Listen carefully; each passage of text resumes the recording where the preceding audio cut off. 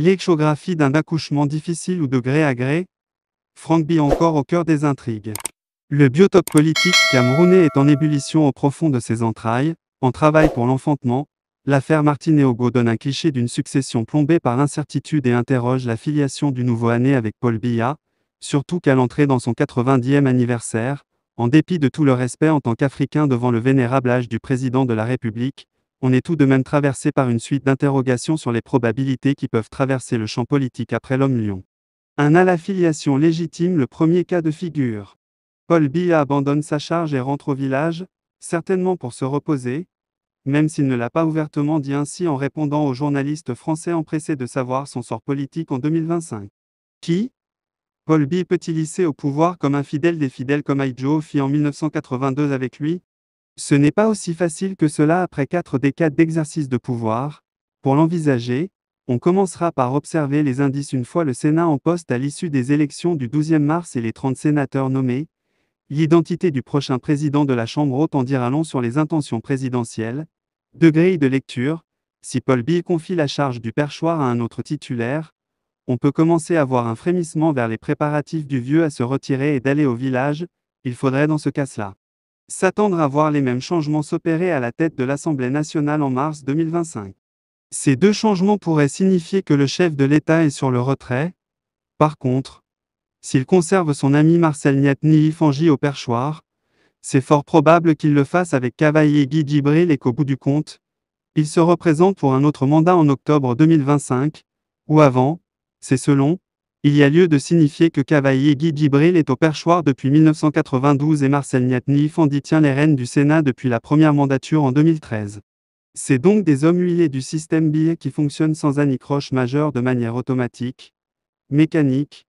Changer un ou les deux hommes reviendrait tout simplement à remettre en cause la technostructure du sérail, avec un président du Sénat plus jeune.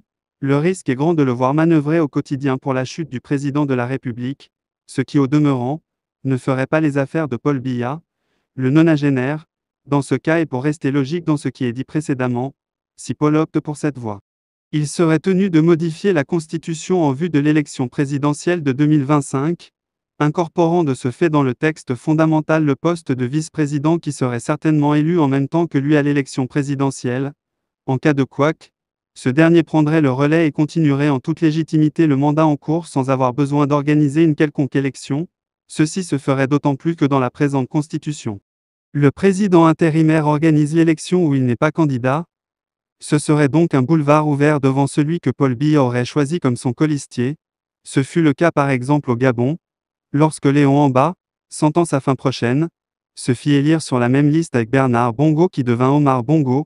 À la mort du premier chef de l'État gabonais, il prit la relève et a suite et dans l'histoire. Dans ce cas de figure, il ne manquerait pas de jeunes gens qui pourraient accompagner Paul Biya. On peut penser à un anglophone très discret, affable et courtois comme tant d'autres anglophones qui seraient dans le pipe présidentiel. Le but politique serait bien entendu d'endiguer et de mettre un terme à la sécession dans les deux régions anglophones. Par là, Paul Biya corrigerait certainement un pan de L. Histoire, précisément la violation des accords non écrits de Fonban, où dit-on, le pouvoir d'État était appelé à alterner entre francophones et anglophones. Deux as-fils légitimes mal positionnés. Paul Biya pourrait tout autant régler le problème de sa succession sans toucher à la Constitution. Dans ce cas, il passerait par son instrument politique, c'est le RDPC. Bien sûr, il continuerait son sacerdoce présidentiel comme le fit le pape Jean-Paul II au Vatican, Houphouët-Boigny en Côte d'Ivoire, Omar Bongo au Gabon, Étienne Gnassingbé Eyadema au Togo entre autres. Dans ce cas, il passerait par une modification des textes du parti pour faire asseoir son poulain. Dans un tel cas de figure, celui qui le remplacerait à la tête du parti devrait subir les intrigues politiques venant de toutes parts, depuis 1985.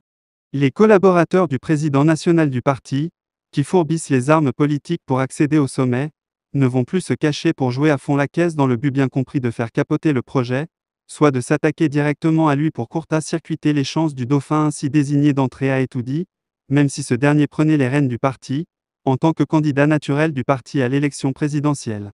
La question est dès lors de savoir s'il pourrait être à la hauteur de rassembler autour de lui. Est-ce que le président par intérim parviendrait à organiser une élection apaisée avec les nombreux militants du parti présidentiel qui réclameraient dès lors toutes les prétentions à succéder au président national? Qui ferait dès lors le consensus dans ce cas de figure? Un de ses proches biologiques comme il se susurre dans certaines officines?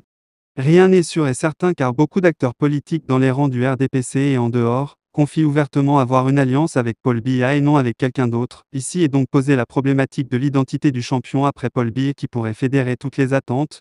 Dans un tel contexte, si Paul Biya peut miser sur des hommes de confiance et de parole comme Jean Kuete ou Nyatni Fangi, pour exécuter in extenso ces 4 volontés, rien ne dit qu'ils seront suivis passivement par leurs camarades dans cette démarche, un homme neuf, oui mais au sein du parti. Que de cris pour contester ces états de service. Que de failles autour du parti nées des déceptions après le Nanongui qui a toujours su tenir tout le monde dans le respect de ses instructions. Ce n'est qu'une hypothèse tout de même. 3. Le couronnement des incertitudes. Le départ de Paul Biya aujourd'hui ou demain est une menace à la paix du pays car pendant longtemps, il a été l'alpha et l'oméga de l'ordonnancement et de la bonne marche républicaine. Son départ de ce fait prendrait au dépourvu les principaux tenanciers du pouvoir autour de lui qui se battront pour prendre la relève, ce qui de toute évidence va fragiliser le sérail de l'intérieur et ouvrir des voies à toutes les forces qui hier étaient ostracisées, à la mort d'Omar Bongo Ondimba. La lutte de succession avait été vivace, il avait fallu d'ailleurs toute l'implication de Paul Biya pour arbitrer et équilibrer les rapports de force. À sa victoire, c'est tout naturellement à Yaoundé qu'Ali s'était rendu. Jean Ping, l'ancien ministre des Affaires étrangères d'Omar Bongo et président de la Commission de l'Union africaine pendant un temps où André Amba Obam, la tête pensante du régime du père Bongo, ont combattu Ali Bongo et le combattent encore, dans une telle configuration, et surtout au Cameroun. On peut craindre un dérapage avec toutes les couches sédimentaires des contestations des élections antérieures. Sans Paul Biya, l'opposition serait de ce fait une autre dimension surtout avec les ralliements des déçus du parti au pouvoir.